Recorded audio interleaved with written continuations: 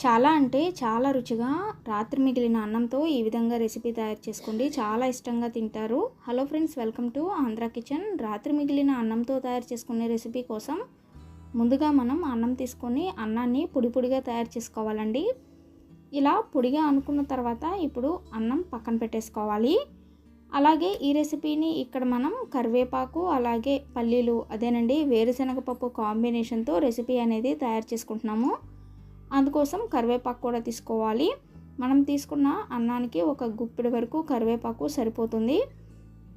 ఇప్పుడు కరివేపాకుని శుభ్రంగా కడిగి ఒక ప్లేట్లోకి తీసుకొని కొంచెం ఆ తడి అనేది తుడుచుకోవాలి.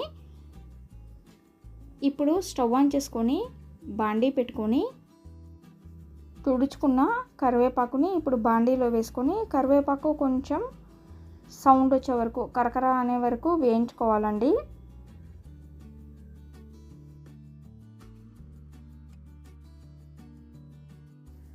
కరివేపాకు వేగిన తర్వాత ఇప్పుడు ఒక ప్లేట్లోకి తీసుకుందామండి. ఇప్పుడు ఇదే మూకిడిలోకి ఇక్కడ నేను ఒక 2 చెంచాల వరకు మాత్రమే పల్లీలు వేసుకుంటున్నాను. మనం తీసుకున్న కరివేపాకుకి ఒక 2 చెంచాల వరకు పల్లీలు సరిపోతాయండి. చిన్న స్పూన్ అయితే 2 తీసుకోండి, పెద్దదైతే 1 చెంచా పల్లీలు అదేనండి వేరుశనగ పప్పు సరిపోతాయి. ఇవి కూడా వేయించుకున్న తర్వాత వీటిని కూడా ఒక ప్లేట్లోకి తీసుకొని చల్లారనిచ్చుకోవాలి. ఇప్పుడు మూకిడిలోకి కొంచెం నెయ్యి వేసుకోండి, అంటే 1.5 చెంచా వరకు నెయ్యి వేసుకోండి. మనం తీసుకున్న రైస్కి ఎంతైతే సరిపోతుంది అనుకుంటారో దాని ప్రకారం నెయ్యి వేసుకొని ఇప్పుడు ఇందులోకి పచ్చిశనగపప్పు వేసుకోండి, ఆవాలు వేసుకోండి, అలాగే జీలకర్ర వేసుకోండి. 2 లేదా 3 వెల్లుల్లి రెబ్బలను కూడా దంచుకొని వేసుకొని వీటిని వేయించుకోవాలి. అలాగే ఇందులోకి ఒక ఎండుమిర్చి కూడా వేసుకోండి. ఎండుమిర్చిని కూడా వేయించుకున్న తర్వాత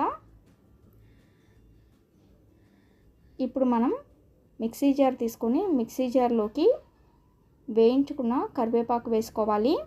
అలాగే మనం ఈ వేరుశనగపప్పు అదేనండి ఈ పల్లీలకు పొట్టు తీసేసుకొని వీటిని కూడా మిక్సీ జార్లో వేసుకోవాలి.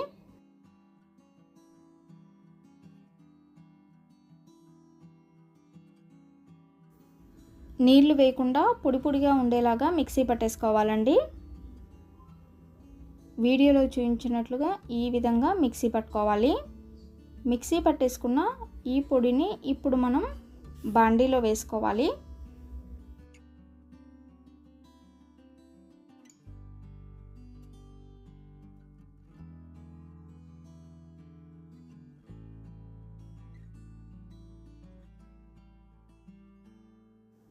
ఈ విధంగా బాండీలో వేసుకున్న తర్వాత ఇప్పుడు వేయించుకోవాలి.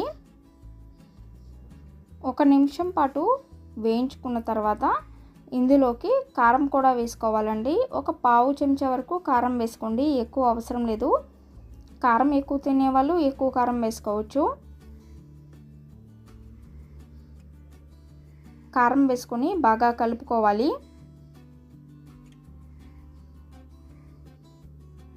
ఈ విధంగా కలుపుకున్న తర్వాత ఇప్పుడు అన్నాన్ని పొడి పొడిగా చేసుకున్నాం కదా, ఈ అన్నం మొత్తాన్ని బాండీలో వేసుకోవాలి.